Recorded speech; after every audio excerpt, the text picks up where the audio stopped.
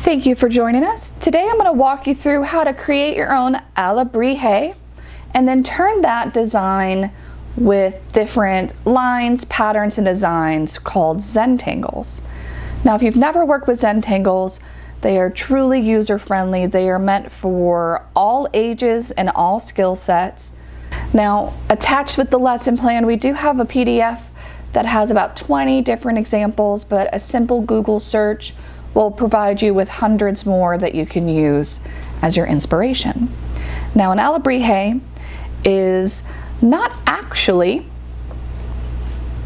a spirit guide, as the movie Coco will have you believe, but originally they are truly just the imagination of one Mexican artist, Pedro Linares.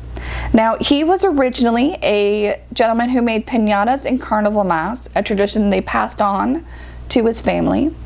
And during one bout of sickness, he actually had a dream about what would soon become known as Alebrijes. And these are any creatures, animals, truly anything, both mythical and realistic, that is just covered with vibrant colors and patterns. So for us here, it's really simple to be able to cross that line from the Mexican tradition of the Alebrije and combine it with a modern tradition of Zentangles. So let's get started. For my Alebrije, I have decided to do a cat, and I'm gonna have the cat kind of peeking over this border that I have created on my page, and I'm gonna have a little bit of fun with it. Now, when I draw in large shapes, and then I go in and add in smaller detail. For me, that is the easiest way to be able to get my idea from my head onto my piece of paper. So I'm gonna go ahead and get started.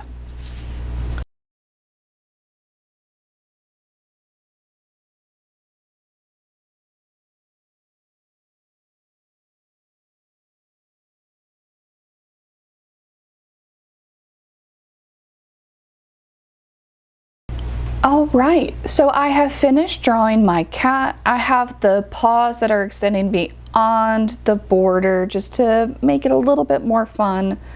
And I will have some lines that I will need to erase, but before I jump in there with an eraser, I want to go ahead and outline it with my black marker. Now, to ensure that I will still be able to see my creature, I'm going to outline my cat with my thicker marker, so my Sharpie here, and then I can go in and do my detail line work with just a regular black pen or any other kind of, any other colored pen that you might have available to you.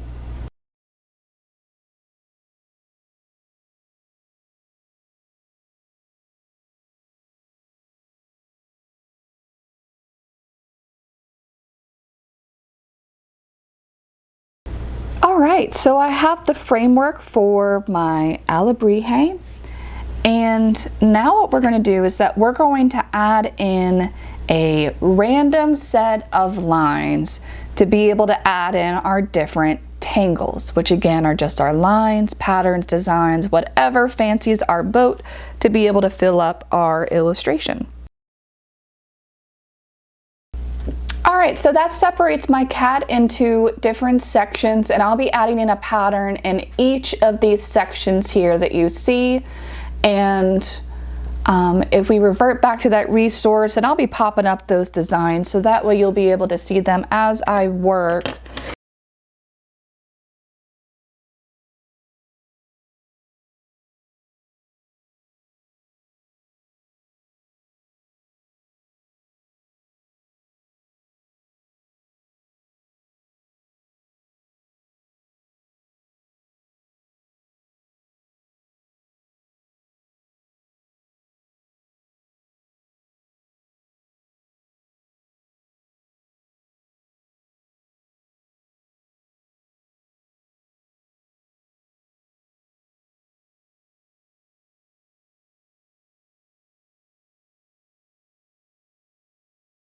So there is my Zentangle cat, and I have plenty of space in the background if I wanted to add in some more tangles.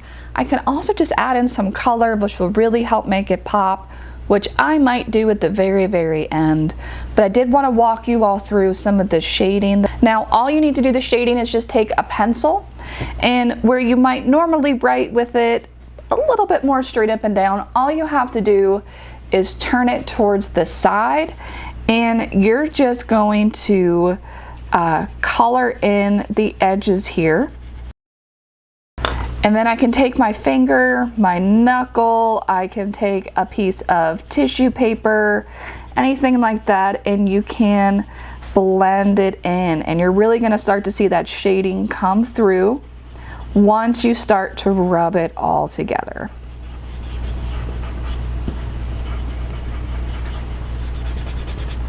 All right, I'm gonna add that to the rest of my Zentangle, so I'll be back with you in just a moment.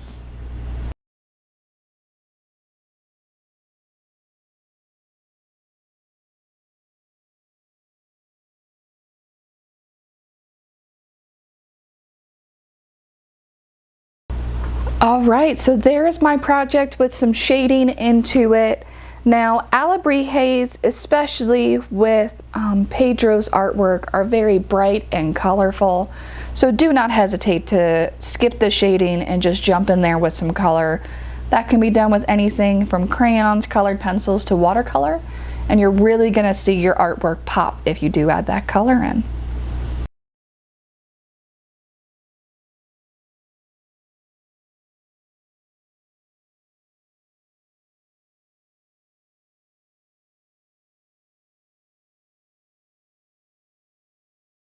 Alright, so here's my finished Alebrijes Zentangle design. I have added highlights to both the eyes and the tongue, and then just went a little bit crazy with the background with all of the colors.